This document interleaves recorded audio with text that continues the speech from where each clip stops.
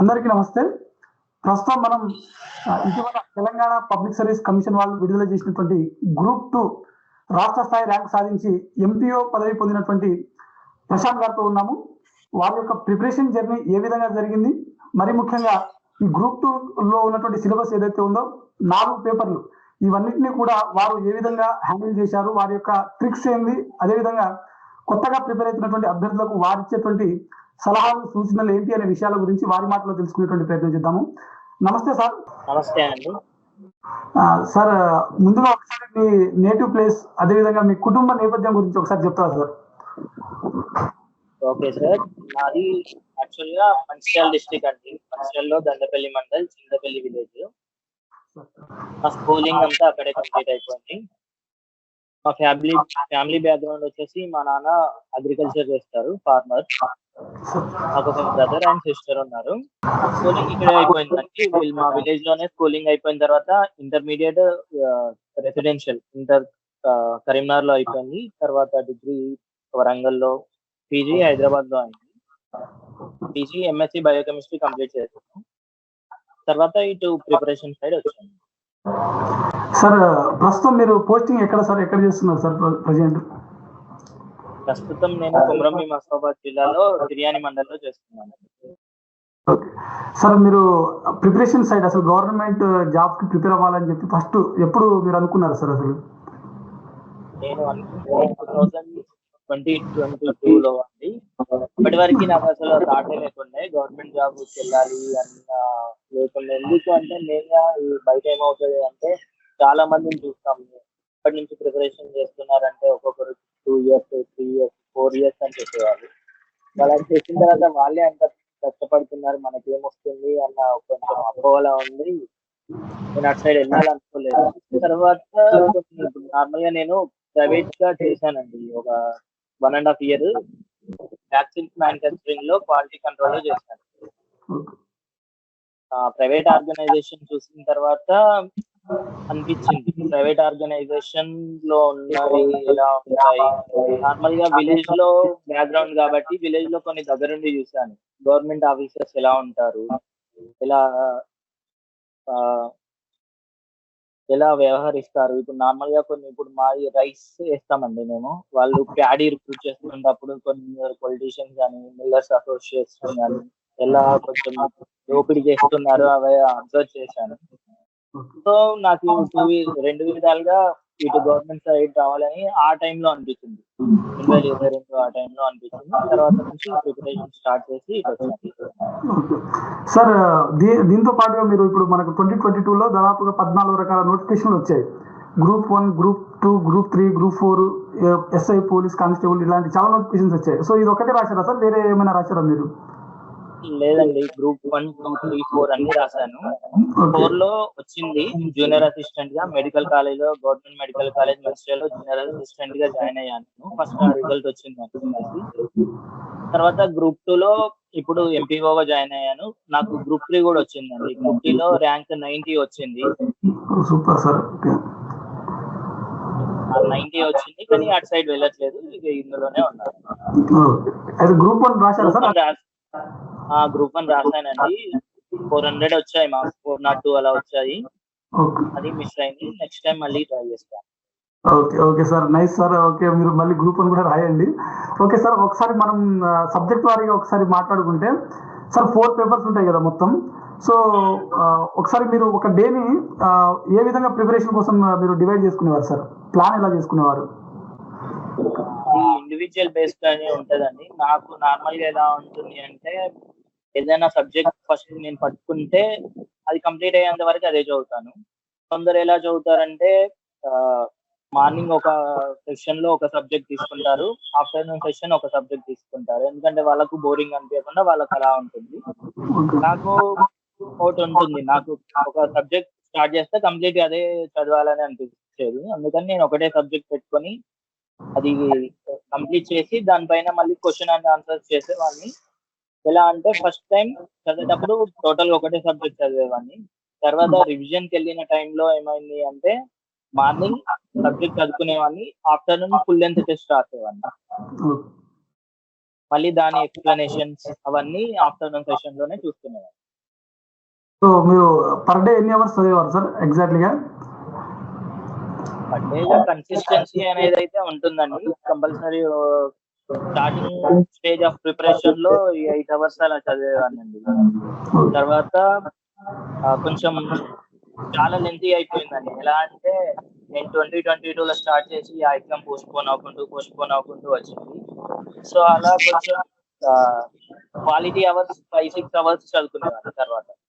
Okay sir. కానీ కన్సిస్టెన్సీగా 5 hours అయితే daily compulsory చదువుకునేవాడిని. Sir మీరు కోచింగ్ ఏమైనా తీసుకున్నారా సార్? తీసుకున్నానండి. గ్రూప్ 2 కోసం 5 మంత్స్ వరకి కోచింగ్ తీసుకొని తర్వాత నేను ఓన్‌గా ప్రిపేర్ అయ్యాను. ఎస్పెషల్లీ ఫర్ గ్రూప్ 2నా లేకుంటే ఏమైనా గ్రూప్ 1 కోసం తీసుకొని ఇట్లా గ్రూప్ 2 అటెంప్ట్ ఇచ్చారా?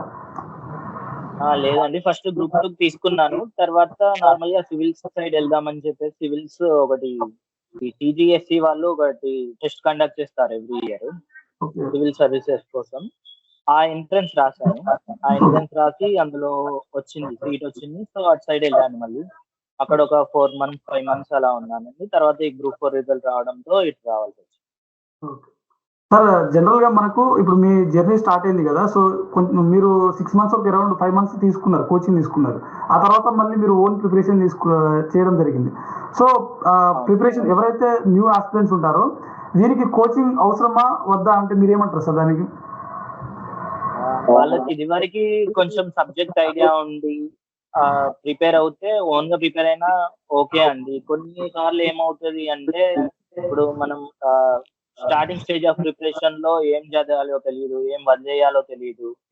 సో అందుకని ఫస్ట్ స్టార్టింగ్ స్టేజ్‌లో కొన్ని సబ్జెక్ట్స్ వరకైనా మనం ఒకరి దగ్గర నుంచి గైడెన్స్ తీసుకుంటే ఇందులో ఈ టాపిక్స్ ఇలాంటివి చదువుకొని ఇలాంటి కొన్ని టాపిక్స్ వదిలేసుకున్నా పర్లేదు అనుకున్నా అంటే చదివే టాపిక్స్ లో కూడా కొన్ని ఉంటాయండి. ఎక్కడైతే స్ట్రెస్ చేసి చదవాలో ఎక్కడ నార్మల్ గా చూసుకొని ఎక్కడి వరకు గుర్తుంచుకోవాలో అక్కడి వరకు ఉంచుకుంటే సరిపోతుంది. సార్ మీతో పాటు చదువుకున్న మీ ఫ్రెండ్స్ ఇంకెవరికైనా అంటే మీ ఫ్రెండ్స్ ఒక గ్యాంగ్ లో ఎవరికైనా వచ్చినాయా సార్ జాబ్స్ ఇంకా? వచ్చాయండి. గ్రూప్ 4 లో చాలా మంది చేస్తున్నారు. అందులో నుంచి ఒక 30 మెంబర్స్ వరకు గ్రూప్ 1 వచ్చింది. సో తర్వాత మళ్ళీ ఒక 20-30 మెంబర్స్ కి గ్రూప్ 2 వచ్చింది. Okay sir. ఓకే, మనం గ్రూప్ 2 సిలబస్ విషయానికి వచ్చేసరికి మనకు first paper GS, so all subjects కలిపి ఉంటుంది మనకు. పేపర్ 2 వచ్చేసరికి మనకు పేపర్ 2లో పాలిటీ, హిస్టరీ, దాంతో పాటుగా తెలంగాణ హిస్టరీ, ఈ 3 ఉంటాయి. పేపర్ 3కి వచ్చేసరికి ఎకానమీ కంప్లీట్గా. పేపర్ 4లో వచ్చేసరికి తెలంగాణ మూవ్మెంట్. సో మనం ఒక్కొక్క సబ్జెక్ట్ గురించి మాట్లాడితే తెలంగాణ మూవ్మెంట్ పేపర్ని అసలు ఎలా స్టార్ట్ చేయాలి సార్? ఏ విధంగా చదివితే బాగుంటుంది మార్క్స్ ఎక్కువ స్కోరింగ్ చేయడానికి? తెలంగాణ మూవ్మెంట్ పేపర్ కి నేను రిఫర్ అయిన బుక్స్ ఏంటి అంటే అండి, పిఎన్ఆర్ ఒకటి రిఫర్ అయ్యాను, ఇంకోటి వి ప్రకాష్ ఒకటే అయ్యాను. ఫస్ట్ నేను ఇనిషియల్ గా చదివింది వి ప్రకాష్ చదివాను. అది ఎలా ఉంటుంది అంటే మొత్తం థియరేటివ్ గా ఉంటుంది, మొత్తం క్లియర్ కట్ గా స్టోరీ లాగా ఉంటుంది, ఏది అన్డిఫైన్డ్ లాగా ఉండదు. పిఎన్ఆర్ ఎలా ఉంటుందంటే పాయింట్ టు పాయింట్ ఉంటుంది, ఎక్కడి వరకు వస్తామో ఆ పాయింట్ వరకే ఉంటుంది. ఫస్ట్ మనకు ఒక్కొక్కసారి ఫుల్ స్టోరీ తెలిస్తే కనెక్ట్ చేసుకోవడం అనేది ఈజీ అవుతుంది. అందుకని నేను దానికి ఒక 2 బుక్స్ రిఫర్ చేస్తున్నాను. చాలా వరకు అందులో నుంచి కవర్ అయ్యాను. ఆ 2 బుక్స్ నుంచి కవర్ అయ్యాను. సో మూమెంట్ విషయానికి వచ్చేసరికి మనకు మొత్తం మనకు ఫార్మేషన్ ఒకటి, తెలంగాణ ఫార్మేషన్ ఒకటి ఉంటుంది. తెలంగాణ మధ్యలో ఫస్ట్ అంటే 1948 నుంచి మనకు 1970 వరకు ఉంటుంది, 71 నుంచి 91 వరకు ఉంటుంది, మళ్ళీ 91 నుంచి 2014 వరకు ఉంటుంది. సో ప్రతి సెక్షన్ కి మనకు 50-50 మార్క్స్ ఉంటాయి కదండి. సో ఈ 50-50 మార్క్స్ విషయంలో అసలు ఎలా అప్రోచ్ అయితే ఏ టాపిక్ ని ఎలా నేర్చుకుంటే మనం ఎక్కువ స్కోర్ చేయడానికి అవకాశం ఉంటుంది? మూమెంట్ అనేది 3 పార్ట్స్ గా ఉంటుంది అండి. ఫస్ట్ పార్ట్ నార్మల్ గా మన నిజాం పీరియడ్ లో కానీ సాలార్జంగ్ చేసిన రిఫార్మ్స్ ఉంటాయండి. మెయిన్ గా అతను ఎలా రిఫార్మ్స్ చేశారు, అతని పీరియడ్ లో ఫైనాన్షియల్ గా కానీ ఎడ్యుకేషనల్ గా అడ్మినిస్ట్రేటివ్ గా ఇలాంటి రిఫార్మ్స్ తీసుకొచ్చారు అనేది అవి మెయిన్ గా ఫోకస్ చేసుకోవాలి. తర్వాత మళ్ళీ ఆ ఫేజ్ నుంచి ఇప్పుడు నిజాం ఫేజ్ నుంచి నిజాం టైంలో ముల్కీ మూవ్మెంట్ నార్మల్ గా ముందే స్టార్ట్ అవుతుంది, కుతుబ్ షాహీ టైంలో. దాని ఒరిజిన్ అనేది చూసుకోవాలి. మెయిన్ గా తెలంగాణ మూవ్మెంట్ అనేది ముల్కీ నాన్ ముల్కీ ఇష్యూస్ పైన కొంచెం డిపెండ్ అయి ఉంటుంది. సో ఒరిజిన్ ఎట్లా వచ్చింది, నార్మల్ గా ఫస్ట్ ఎవరి టైంలో వచ్చింది, కుతుబ్ షాహీ టైంలో ఒరిజిన్ అవుతుంది, అది గ్రాడ్యువల్ గా ఎలా వచ్చింది, ఎలా ఇంక్రీజ్ అవ్వకుండా వెళ్ళింది అనేది ఒకసారి ఫస్ట్ స్టార్టింగ్ ఫేజ్ లో చూసుకోవాలి. మళ్ళీ సెకండ్ ఫేజ్ లో వచ్చేసి మనం యునైటెడ్ ఆంధ్రప్రదేశ్ అని ఫామ్ అయిన తర్వాత ఆ టైంలో ఎలా జరిగింది, నార్మల్ గా మనం ఉద్యోగాలు ఎందుకు కోల్పోయాము, ఎలాంటి రిఫార్మ్స్ రావడం వల్ల, మధ్య అయిపోయిన తర్వాత ఏం బెనిఫిట్స్ వచ్చాయి, ఏం నష్టాలు వచ్చాయి అలా చూసుకోవాలి. తర్వాత నార్మల్ లేటర్ ఫేజ్ మూమెంట్ వచ్చేసి 91 తర్వాత ఏమేమి సిచ్యువేషన్స్ అనేది ఎలా చేంజ్ అయ్యాయి, మెయిన్ అందులో టీఆర్ఎస్ పార్టీ ఫార్మేషన్ అనేది ఈ రోజు చేస్తుంది. దాని తర్వాత ఇంకేమేమి మూమెంట్స్ ఏం జరిగాయి నార్మల్ గా అందులో కూడా చాలా ఉన్నాయండి. ఇప్పుడు నార్మల్ గా సకల జనుల సమ్మె అనే ఒకటి, వంట వార్పు కార్యక్రమం, మిలియన్ మార్చ్, ఇలాంటి ప్రోగ్రామ్స్ క్రోనాలజీ అనేది ఇంపార్టెంట్, వాటి డేట్స్ అనేది ఇంపార్టెంట్ అండి. అవి చూసుకోవాలి. ఎక్కడైతే మనకి ఒక ఇన్ట్యూషన్ అనేది ఉంటుందండి ఎవరికైనా చదువుకునేటప్పుడు ఈ పార్ట్ నుంచి ఈ క్వశ్చన్ వస్తుంది అనిపిస్తే అలాంటివి మాత్రం మిస్ చేయవద్దు. ఓకే సార్, మీకు తెలంగాణ ఉద్యమం నుంచి ఎన్ని మార్క్స్ వచ్చాయి సార్ మీకు? తెలంగాణ మూవ్మెంట్ నాకు 90 to 100 వచ్చాయండి. 90 to 100 మధ్యలో వచ్చాయి. ఓకే సార్, మెయిన్స్ లో మనకు గ్రూప్ 1 మెయిన్స్ వచ్చేసరికి సేమ్ మనకు గ్రూప్ 2 లో ఒక సపరేట్ పేపర్ ఉన్నట్టుగానే గ్రూప్ 1 లో కూడా సపరేట్ పేపర్ ఉంటుంది మెయిన్స్ లో. సో ఆ అంశంలో మనం ఎలా జాగ్రత్తలు తీసుకోవాలి సార్ అసలు? అందులో మెయిన్ గా అది ఆన్సర్ రైటింగ్ కాబట్టి ఎక్కువ ఆన్సర్ రైటింగ్ పైన ఫోకస్ చేయాలండి. ఎలా అంటే మనం ఎంతో చదువుకొని ఉంటాం మూమెంట్స్ లో, రాయడానికి చాలా ఉంటుంది మన దగ్గర, కానీ ఆ క్వశ్చన్ ఎంతవరకు అడిగారు అనేది కన్సైజ్ గా చూసుకొని ఆ వర్డ్ లిమిట్ కి ఎంతవరకు కంటెంట్ ఏ విధంగా ఎక్స్ప్రెస్ చేస్తే ఎఫెక్టివ్ గా ఉంటుంది అనేది చూసుకొని ఎక్స్ప్రెస్ చేయాలి. సార్ ఇంకో పేపర్ మనకు గ్రూప్ 2 లో third paper Indian economy and Telangana economy. ఇది చాలా టఫెస్ట్ పేపర్ అని చెప్పి చాలా మంది అభ్యర్థులు అంటూ ఉంటారు సార్. సో ఎకానమీని ఏ విధంగా చదివితే బాగుంటుంది సార్? ఎవ్రీ ఇయర్ మనకు బడ్జెట్ లో అవన్నీ మార్పుపెట్టే అవకాశం ఉంటుంది. సో మీరు ఒకసారి దాని గురించి. ఎకనామీలో కూడా 3 పార్ట్స్ ఉంటాయండి. Normal Indian economy, Telangana economy, తర్వాత third party growth and development అని ఉంటుంది. ఇప్పుడు తెలంగాణ ఎకానమీకి నేను రిఫర్ చేసిన బుక్స్ అయితే నితిన్ సింఘానియా అండి. ఇప్పుడు నార్మల్ ఎకానమీ చాలా వరకు డైనమిక్స్ అడుగుతారు, కానీ స్టాటిక్ పోర్షన్ అనేది కూడా మనకు చాలా ఇంపార్టెంట్. ఏ విధంగా అంటే కాన్సెప్ట్, ఇప్పుడు నేషనల్ ఇన్కమ్ కానీ, ఇన్ఫ్లేషన్ కానీ అంటే ఏంటి, అవి ఎలా క్యాలిక్యులేట్ చేస్తారు, ఈ స్టాటిక్ పోర్షన్ అనేది మనం ఒకసారి చదువుకొని మంచి గ్రిప్ వచ్చామంటే తర్వాత లేటెస్ట్ డాటా, డైనమిక్ డాటా ఏముంటుంది, నార్మల్ గా ఎకనామిక్ సర్వేస్ కానీ, లేటెస్ట్ బడ్జెట్స్ కానీ వీటితో లింక్ చేసుకొని చదువుకుంటే కొంచెం ఈజీ అవుతుందండి. తెలంగాణ పార్ట్ కోసం నేను విజేత పబ్లికేషన్ ఒకటి తీసుకున్నాను, మళ్ళీ క్లాస్ నోట్స్ ఉండే క్లాస్ నోట్స్ చదువుకున్నాను. గ్రోత్ అండ్ డెవలప్మెంట్ రెండిట్లలో కవర్ అవుతున్నాయండి, Indian part and Telangana part రెండు కవర్ అవుతుంది.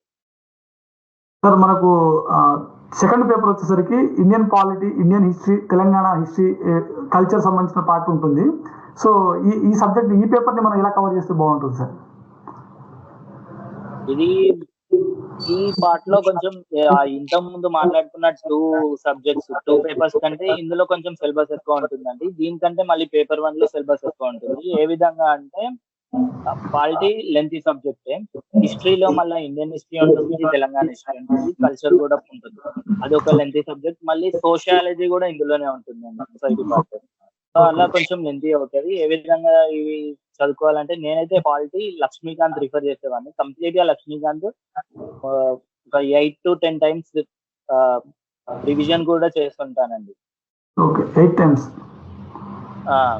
to 10 times అవుతుంది.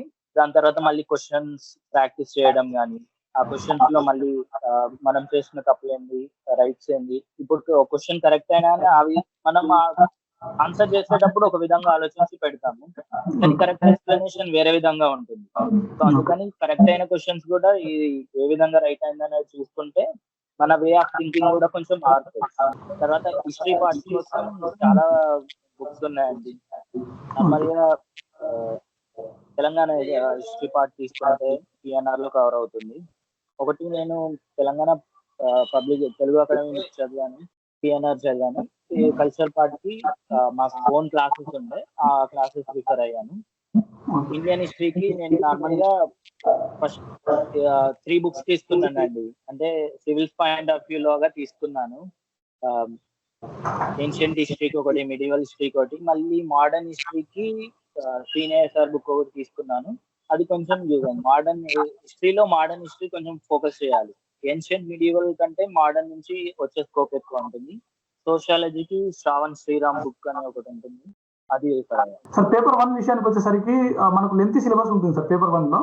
So arithmetic, reasoning, mental ability కూడా మనకి ఇదే పేపర్ లో కలిసిటువంటి అంటే దీంట్లోనే ఇంక్లూడ్ చేయడం జరిగింది. సో ఓవరాల్ ఒకసారి పేపర్ 1 ని మనం ఏ విధంగా చదివితే బాగుంటుంది సార్? పేపర్ 1 లో చాలా సబ్జెక్ట్స్ కంబైన్డ్ గా ఉంటాయండి. సో నార్మల్ గా ఫస్ట్ నేను ఇనిషియల్ గా చదివేటప్పుడు ఏం చేశానంటే యూసెన్ జీకే అని ఒకటి ఉంటుంది, అది రిఫర్ చేశాను. రీజనింగ్ అండ్ అర్థమెటిక్ పార్ట్ కాకుండా, ఇంగ్లీష్ పార్ట్ కాకుండా మిగతా అందులో కవర్ అయిపోతాయని అది రిఫర్ చేశాను. మళ్ళీ అర్థమెటిక్, రీజనింగ్ కి నేను వేరే బుక్స్ రిఫర్ అయ్యానండి. అంటే నార్మల్ గా క్వశ్చన్ మ్యాథ్స్ ప్రాక్టీస్ కావాలి కాబట్టి తీసుకున్నాను. ఆర్ఎస్ అగర్వాల్ బుక్ తీసుకొని దాంట్లో క్వశ్చన్ ప్రాక్టీస్ చేశాను. ఇంగ్లీష్ కి నార్మల్ గా క్లాసెస్ కానీ వీడియోస్ కానీ అలా చూసేవాడిని. కానీ ఫస్ట్ యూసెన్ జీకే తీసుకున్న తర్వాత మళ్ళీ ఎగ్జామ్స్ పోస్ట్ పోన్ అవ్వడం వల్ల ఆ కంటెంట్ సరిపోదు అనిపించి ఒక్కో టాపిక్ ఒక్కో బుక్ రిఫర్ చేయడం అయిందండి. మళ్ళీ ఎందుకంటే ఎక్కడైనా మార్క్స్ మిస్ అయితే ఒక 1 to 2 మార్క్స్ తోటి ఎందుకు ర్యాంక్ ఎక్స్టెండ్ చేసుకోవడం అన్నట్టు ఆలోచించి మళ్ళీ ఒక్కో బుక్ రిఫర్ చేయడం అయింది. ఎన్సీఆర్టీస్ బుక్ చదువుకోవడం ఇలాంటి. ఒకవేళ ఎగ్జామ్ పోస్ట్ పోన్ అయింది అంటే కొత్త బుక్స్ ఇంక్లూడ్ చేసుకునేవాడిని. అంటే నాకు చూసుకునేవాడిని ఆ కొత్త బుక్ చదువుకొని రివిజన్ చేసుకునే అంత టైం ఉంటే కొత్త బుక్స్ ఇంక్లూడ్ చేసుకునేవాడిని. లేకపోతే నేను ఇదివరకే రిఫర్ అయిన బుక్స్ కి రివిజన్ చేస్తూ ఉండేవాడిని. సార్ ఓవరాల్ గా మనకు బుక్స్ విషయానికి వచ్చేసరికి అకాడమిక్ బుక్స్ చదవాలా వద్దా సార్? ఒకసారి అకాడమిక్ బుక్స్ మీద ఒకసారి చెప్పండి సార్, ఒకసారి మీ ఒపీనియన్. ఓకే అండి, తెలంగాణ తెలుగు అకాడమీ బుక్స్ చదవాలండి. చదవడం చాలా వరకు బెటర్. ఎందుకు అంటే అందులో ఎక్కువ కంటెంట్ ఉంటుంది. అంటే మనం అంటాం కదా కొన్ని బుక్కులు లేకుండా ఉంది అన్నట్టు కాకుండా అందులో సుత్తి ఉంటుంది, వీటితో పాటు మ్యాటర్ కూడా ఉంటుంది. ఫస్ట్ ఆ బుక్స్ చదువుకొని తర్వాత direct point to point books చదువుకుంటే ఇంకా యూజ్ అవుతుంది.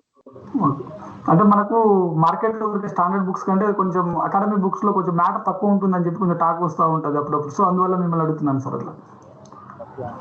చెప్తున్నారు కదండి, అందులో సొత్తు ఉంటుంది కానీ మ్యాటర్ కూడా ఉంటుంది. అవి చదువుకుంటూ బయట కూడా చదువుకోవాలి. ఓన్లీ తెలుగు అకాడమీ బుక్స్ ఒకటే చదువుకుంటా అంటే ఇప్పుడు అడిగే స్టాండర్డ్స్ కి సరిపోదు.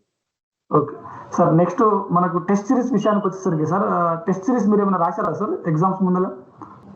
రాశానండి. నార్మల్ గా నేను ఎక్కువ ప్రిఫర్ అయిన సివిక్ సెంటర్ టెస్ట్ సిరీస్ ఒకటి రాసేవాడిని. మళ్ళీ మా అచీవర్స్ లో పెట్టే ఇన్స్టిట్యూషనల్ టెస్ట్ సిరీస్ అవి రాసేవాడిని.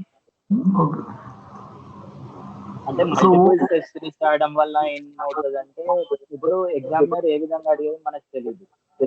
సో ఒకే ఇన్స్టిట్యూషన్ టెస్ట్ సిరీస్ రాస్తే వాళ్ళు ఒకటే పాయింట్ ఆఫ్ వ్యూలో క్వశ్చన్ ఫ్రేమ్ చేస్తారు, ఒకేలా అడుగుతారు. డిఫరెంట్ థింకింగ్, డిఫరెంట్ అప్రోచ్ అనేది దొరకదు మనకి. అందుకని 2 టెస్ట్ సిరీస్ అలా తీసుకుంటే మనకి ఇందులో వేరియేషన్ కనిపిస్తుంది. నార్మల్ గా కాంపిటేటివ్ ఫీల్డ్ లో చాలా మంది అభ్యర్థులు వస్తూ ఉంటారు సార్. సో వచ్చిన ప్రతి అభ్యర్థికి ఉద్యోగం రానటువంటి పరిస్థితి, ఎందుకంటే మనకు లిమిటెడ్ జాబ్స్ అనేది నోటిఫికేషన్ రిలీజ్ అవుతున్నటువంటి పరిస్థితి.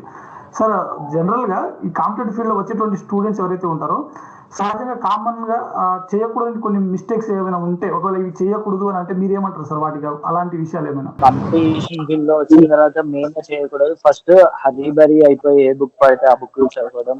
అది ఏమవుతుంది అంటే టైం వేస్ట్ అవుతుంది అండి. కొంచెం నార్మల్ గా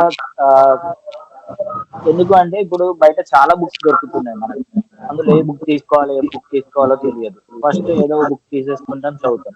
తర్వాత అందులో ఈ కంటెంట్ లేదు, ఆ కంటెంట్ లేదు అని చెప్పేసి మళ్ళీ ఇంకో బుక్ తీసుకోవాల్సి వస్తుంది. ఇప్పుడు ఆ బుక్ ని రిఫర్ చేస్తాం, కానీ ఫస్ట్ చదివిన బుక్స్ కొంచెం టైం వేస్ట్ అనిపిస్తుంది.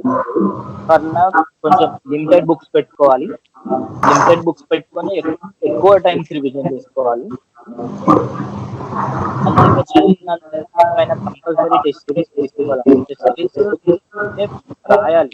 ఎందుకు అంటే ఆ క్వశ్చన్స్ అనేది ఏ విధంగా అడుగుతారు, ఏ విధంగా ఫ్రేమ్ చేస్తారు. ఇప్పుడు మనం నార్మల్ గా చదువుకుని వెళ్ళేటప్పుడు ఈ పాయింట్ నుంచి క్వశ్చన్ వస్తుందని మనం థింక్ చేయాలి. టెస్ట్ రాసేటప్పటికి ఏమవుతుంది, మన వే ఆఫ్ థింకింగ్. సార్ అయితే జనరల్ గా చాలా మంది అభ్యర్థులు కొత్తగా ఇప్పుడు ఈ మధ్య సివిల్స్ కావచ్చు, లేకపోతే గ్రూప్ 1 కావచ్చు, లేకపోతే గ్రూప్ 2 కావచ్చు, సెలెక్ట్ అయినటువంటి అభ్యర్థులు అంటున్నటువంటి విషయాలు ఏంటంటే ఫ్యామిలీకి, ఫంక్షన్లకి, కొన్ని బయట విషయాలకు కావచ్చు, లేకుంటే ఇంటికి కావచ్చు, కొంతవరకు దూరంగా ఉండి చదువుకున్నటువంటి పరిస్థితి. ముఖ్యంగా సోషల్ మీడియా కూడా చాలా వరకు దూరంగా ఉన్నటువంటి పరిస్థితి. మీరు ఎలాంటి జాగ్రత్తలు తీసుకున్నారు సార్ ఇలాంటి విషయాలలో? నేనైతే సోషల్ మీడియాకి దూరంగా ఉన్నానండి, ఇన్స్టాగ్రామ్ కి దూరంగా ఉన్నాను. వాట్సాప్, టెలిగ్రామ్ అనేది వాడుతుండే, ఎందుకంటే ఇన్ఫర్మేషన్ సోర్స్ అలా ఉండేది. మినిమల్ కమ్యూనికేషన్ అనేది వాట్సాప్ కి యూజ్ అవుతుంది, ఎందుకంటే సొసైటీతో లింక్ లేకుండా ఉండలేము. అందుకని వాట్సాప్ వాడేవాడిని, టెలిగ్రామ్ వాడేవాడిని. ఫ్యామిలీ, ఫ్రెండ్స్, ఫంక్షన్స్ అంటారా, అవి అటెండ్ అయ్యేవాడిని. ఎలా అంటే 1-2, ఇప్పుడు మన క్లోజ్ సర్కిల్ అనేది ఒకటి ఉంటుంది, అందులో కంపల్సరీ వీళ్ళకి అటెండ్ అవ్వాలి అన్న వాటికి అటెండ్ అయ్యేవాడిని. కొన్ని ఫంక్షన్స్ కి మనం వెళ్ళకున్నా ఏం కాదు, మన పేరెంట్స్ కానీ మన ఫ్యామిలీ మెంబర్స్ సరిపోతుంది అనే వాటిని అవాయిడ్ చేస్తున్నాం. సార్, కొత్తగా ప్రిపేర్ అవుతున్నటువంటి ఆస్పిరెంట్స్ ఎవరైతే ఉన్నారో, అప్కమింగ్ నోటిఫికేషన్స్ కోసం ఎదురు చూస్తున్నటువంటి ఆస్పిరెంట్స్ ఎవరైతే ఉన్నారో వారందరికీ మీరు ఇచ్చేటువంటి సలహాలు ఏంటి సార్? గవర్నమెంట్ జాబ్స్ ప్రిపరేషన్ వస్తే మెయిన్గా ఉండాల్సింది పేషెన్స్. ఎందుకు అంటే ఇప్పుడు ఒక నోటిఫికేషన్ వచ్చి దాని కంప్లీట్ రిజల్ట్ వచ్చే వారికి ఇయర్సే పడుతుంది. ఇప్పుడు గ్రూప్ ఇదే తీసుకోండి ఎగ్జాంపుల్, అది 2022లో వచ్చింది నోటిఫికేషన్, రిక్రూట్మెంట్ మాత్రం 2025లో అయిందండి. ఈ మధ్యలో 2 ఇయర్స్ ఇలా ఉంది. సో పేషెన్స్ అనేది కంపల్సరీ కావాలి. ఈ ప్రిపరేషన్ చేద్దాం అనుకునే వాళ్ళు ఎంతో కొంత టైం పెట్టుకొని సైడ్ ప్రిపరేషన్కి వస్తే బెటర్. కొందరికి ఓకే అండి, ఎలా అంటే కొన్ని ఎగ్జామ్స్ ఉంటాయి, ఎగ్జామ్ ని బట్టి వ్యారీ అవుతుంది. సివిల్ సైడ్ అనుకోండి, సివిల్స్ అయితే ఎవ్రీ ఇయర్ కంపల్సరీ పడుతుంది, డేట్స్ కూడా ముందే అనౌన్స్ అవుతాయి. అందులో ఎలాంటి డీవియేషన్ ఉండదు, మోస్ట్ ఆఫ్ ది టైమ్స్ ఎలాంటి డీవియేషన్ ఉండదు. సో అలాంటి వాటికి ప్రాబ్లం ఉండదు. కానీ మన స్టేట్ గవర్నమెంట్ ఎగ్జామ్స్ కి కొంచెం డీవియేషన్ అవుతాయి, పోస్ట్ పోన్ అవుతాయి, రిజల్ట్ వచ్చే ఉండొచ్చు, అలా కొంచెం ఉంటుంది. ఇందులో patience. So okay sir, thank you sir, thank you so much for me time ఇచ్చినందుకు. సో చూశారు కదా ప్రశాంత్ గారు ఇటీవల తెలంగాణ పబ్లిక్ సర్వీస్ కమిషన్ విడుదల చేసినటువంటి గ్రూప్ 2 ఫలితాలలో రాష్ట్ర స్థాయిలో ర్యాంక్ సాధించి ప్రస్తుతం ఎంపీఓ హోదా పొందినటువంటి వారి యొక్క ప్రిపరేషన్ జర్నీ ఏ విధంగా జరిగింది అనే విషయాల గురించి మనం వారి మాటలో తెలుసుకోవడం జరిగింది. సో ఇది ఇవాళ video. Sir thank you sir, thank you so much sir. Thank you అండి.